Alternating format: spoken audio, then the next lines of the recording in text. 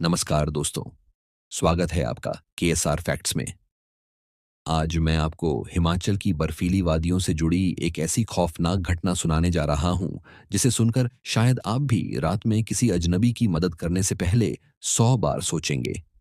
यह कहानी है शिमला के एक पुराने इलाके की, जहां एक नेकदिल लड़के की भलाई ही उसकी सबसे बड़ी गलती बन गई।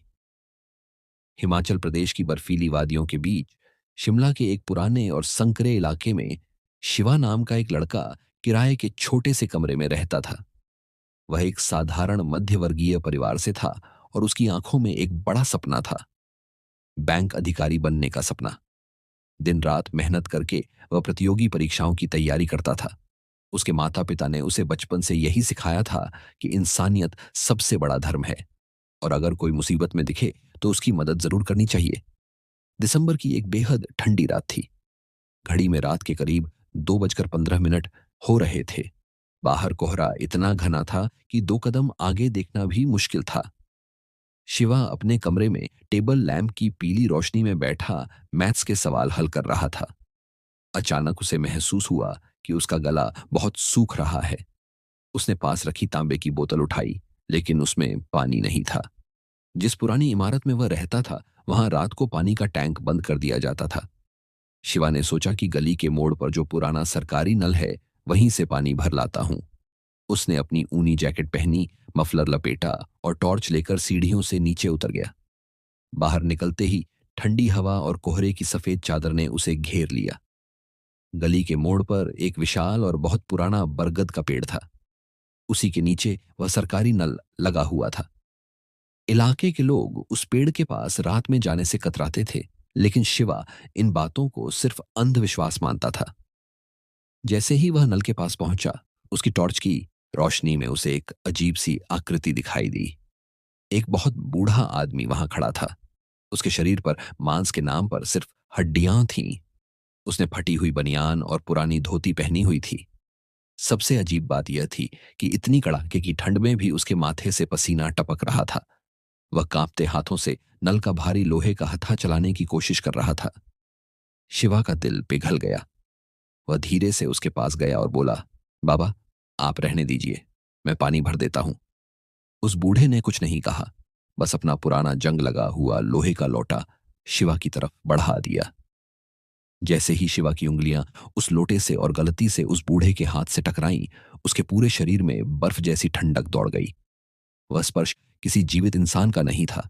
वह पत्थर जैसा सख्त और मुर्दे जैसा ठंडा था। शिवा का दिल जोर जोर से धड़कने लगा। उसे अंदर से एक अजीब डर महसूस हुआ। उसने जल्दी जल्दी नल चलाया और लौटा भर दिया। जैसे ही वह लौटा उस बूढ़े की तरफ बढ़ाने लगा, उस बूढ़े ने अचानक उसकी कलाई पकड़ ली। उसकी पकड़ इतनी भयानक थी कि शिवा को लगा उसकी हड्डियां टूट जाएंगी। दर्द और डर से शिवा ने पूरी ताकत लगाकर अपना हाथ झटका। झटके से वह बूढ़ा पीछे गिर पड़ा और उसका सिर नल के पत्थर से जा टकराया। शिवा डर गया। उसने टॉर्च नीचे डाली, लेकिन जो उसने देखा, उसे देखकर उसकी रूह कांप गई। उस बूढ़े के सिर से खून नहीं निकल रहा था, बल्कि काली राख और धुआं निकल रहा था। धीरे धीरे वह आकृति उठकर खड़ी हो गई। उसका चेहरा इतना डरावना था कि जैसे किसी सड़े हुए शव को देख लिया हो। उसकी आंखों की जगह सिर्फ 2 काले गड्ढे थे। फिर वह भयानक आवाज में हंसने लगा और बोला, तूने मेरी प्यास बुझाई है, अब तेरी जिंदगी मेरी है।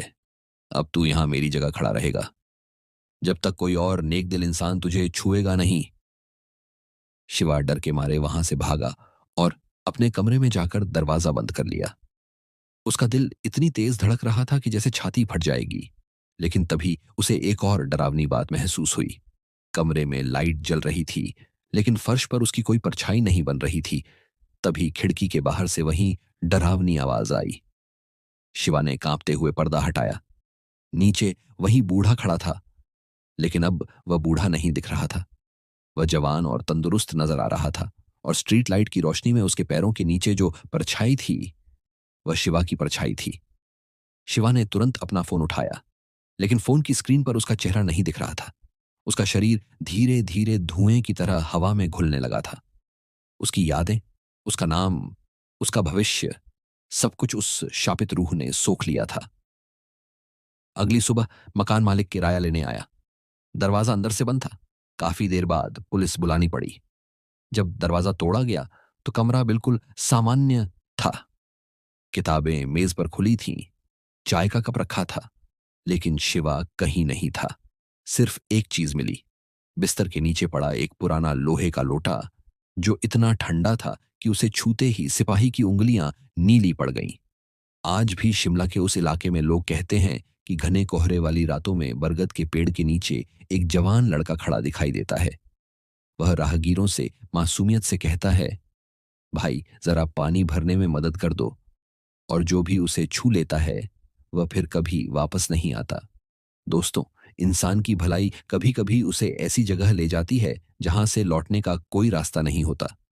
तो दोस्तों, ये थी आज की कहानी। अगर आपको यह डरावनी कहानी पसंद आई हो तो वीडियो को लाइक करें, अपने दोस्तों के साथ शेयर करें, और ऐसे ही रहस्यमयी और डरावनी कहानियों के लिए हमारे चैनल के एसआर फैक्ट्स को सब्सक्राइब करना बिल्कुल न भूलें।